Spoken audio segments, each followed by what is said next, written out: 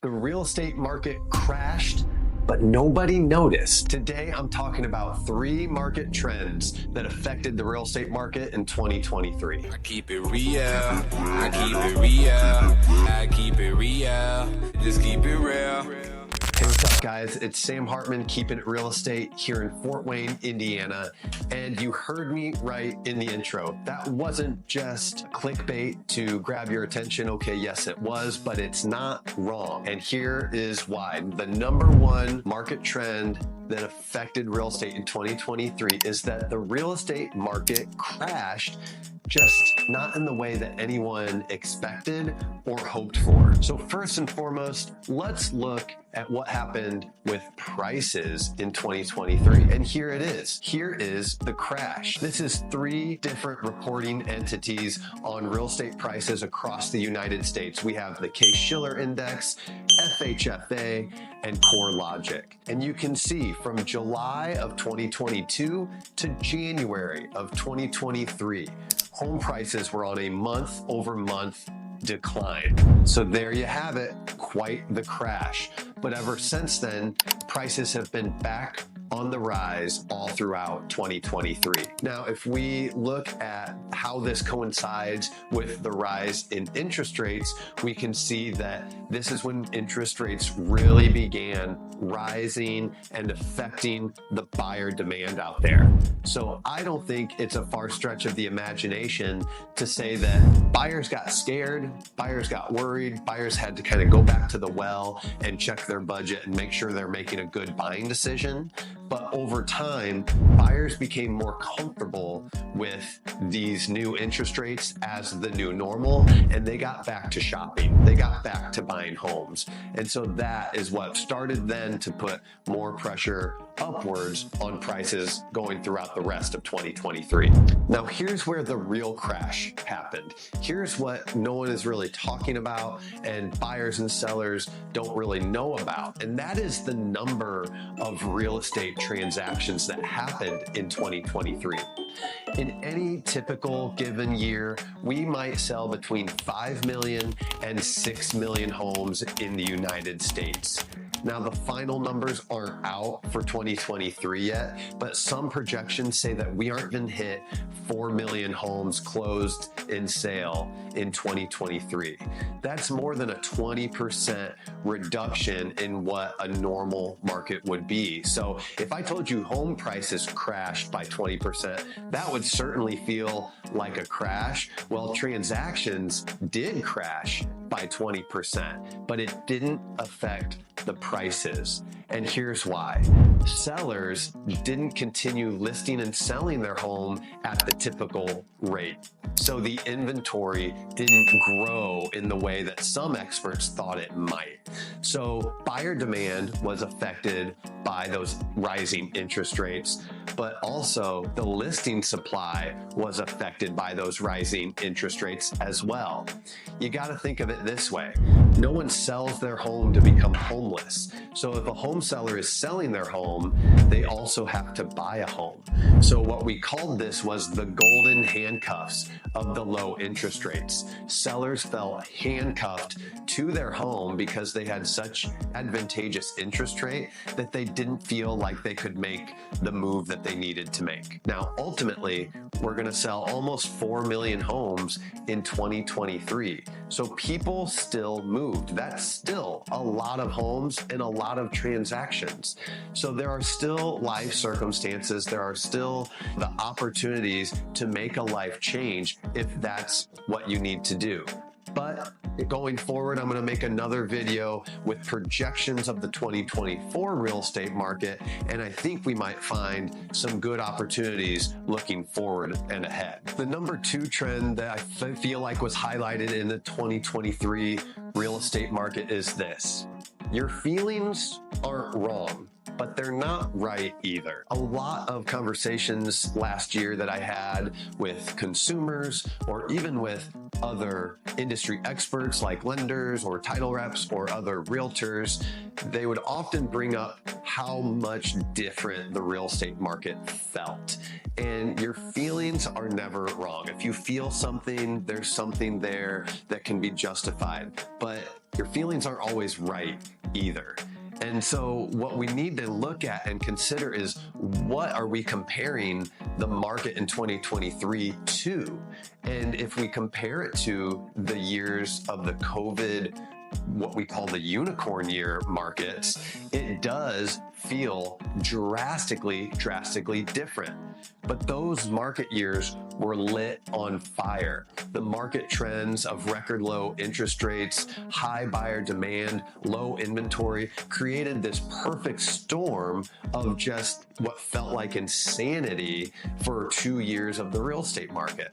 So now we're kind of coming out of those unicorn years, and we're coming into some what we would consider semblances of a more normal market. So how does 2023 compare to a more normal market?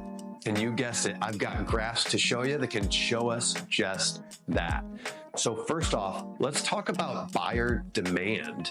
How does buyer demand compare today with rising interest rates to what we would consider the more normal markets prior to COVID in 2019, 18, 17, and 16? So you can see here, this showing index is actually almost 30% higher than what we consider in those more normal markets.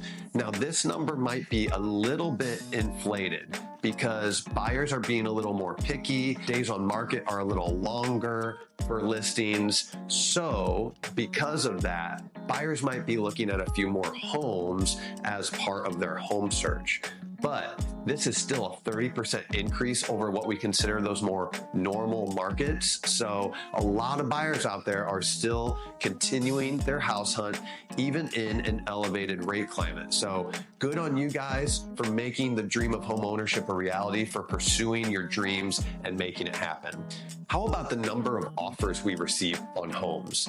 Multiple offers was not rare and was almost more common during the unicorn years. And so during the COVID-19 unicorn years in the real estate market, we would average between 3.4 to 3.7 offers. That's almost 4 offers on every property that got listed. But let's not compare to those unicorn years. Let's go back to the more normal markets, 2018, 2019. Those years averaged about 2 offers per property. Still a really amazing market, just not as lit on fire as those unicorn years.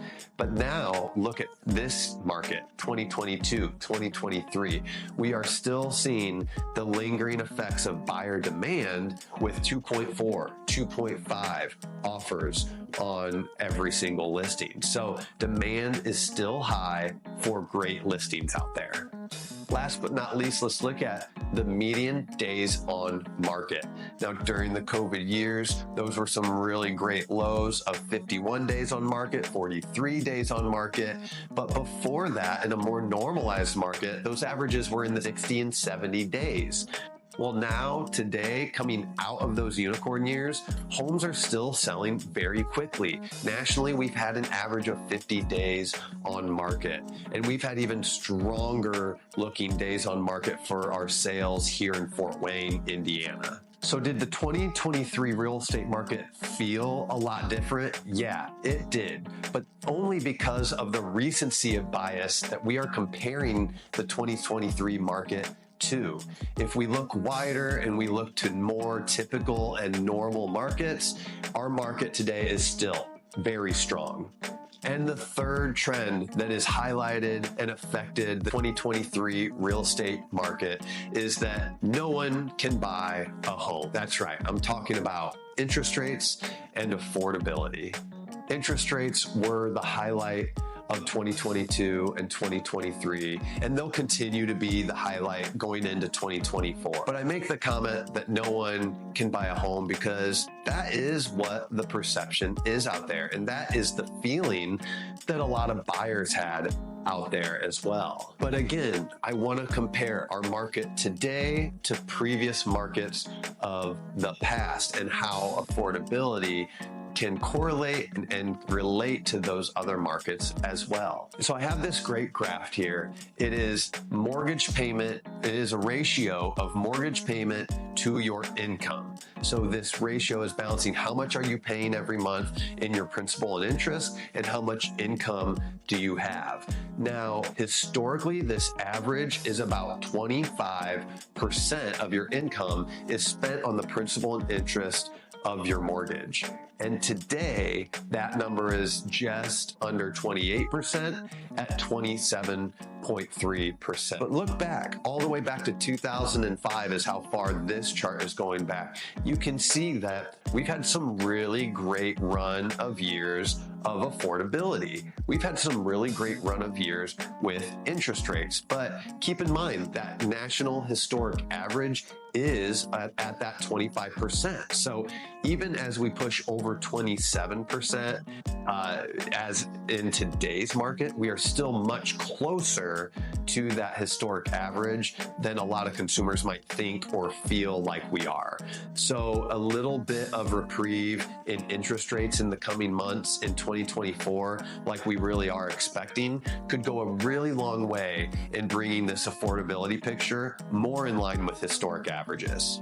And just to add an additional note of encouragement to home buyers out there, I have this phenomenal chart that shows the historic price appreciation over a 30-year period. So if you're nervous about buying a home in today's market, with today's interest rates, in today's climate, look at what home ownership over time can do for you.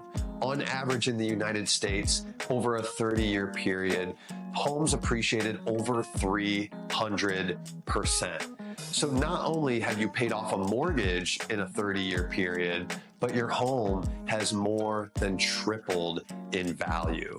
So my encouragement to home buyers out there is to have a long vision and horizon when it comes to your ideas of home ownership. It is not a get-rich-quick scheme. It is a long road and a long haul. You buy your home, you invest in your home, you pour into your home, but trust me, it pours back into you, into the quality of life, into the satisfaction, into the enjoyment, into the not dealing with a landlord or rent or security deposits or anything like that. So I encourage you, home buyers out there, stay at it. And if you need help taking the next steps, make sure you reach out so I can help guide you along the way. I hope this video is helpful. I'm always trying to bring some context and clarity to consumers so that you guys can be confident in the world of real estate. I hope this video helps. I hope to see you out there keeping it real estate with me.